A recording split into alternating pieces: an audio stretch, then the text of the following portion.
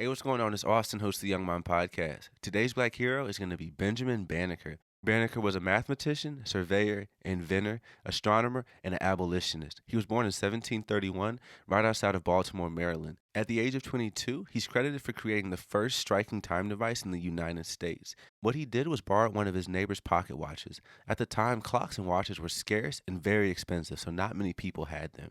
He borrowed his neighbor's pocket watch, disassembled it, and would draw what every piece looked like.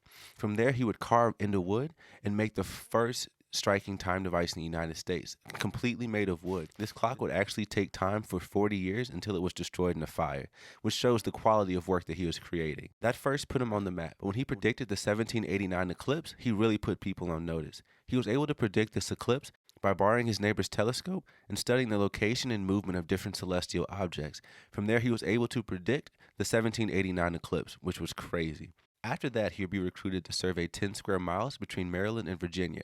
This area would become Washington, D.C. He was recruited because of his knowledge in astronomy. But when the head of the survey team was let go, he took the maps with him, and many were weary that they would have to start from scratch. Banneker was able to draw these maps up from memory, all in the span of 2 days. At the time, slavery was still going on, and many whites believed the blacks were just inferior. So having a black man involved in what would become Washington, D.C. was huge for the black race. In 1792, Banneker would go on to release his almanac, titled Banneker's Pennsylvania, Delaware, Maryland, Virginia Almanac. He kept this going up until 1797. This was the first scientific book and almanac published by a black person in America. Banneker would go on to start refuting slavery and fighting to improve the situation of blacks in America. Up until the 20th century, most of Banneker's work had been discredited or overlooked. On the day of his funeral in 1806, his cabin would actually be burned down. Through my research, I was unable to find if this was intentional or accidental. You got to think it was intentional, though, because all of his research, all of his papers, and all of his legacy was burned down during this fire. So I really want to give a special shout out to Benjamin Banneker for all you were able to do.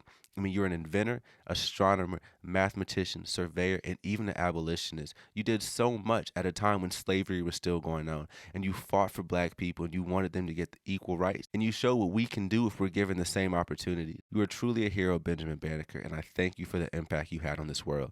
Peace.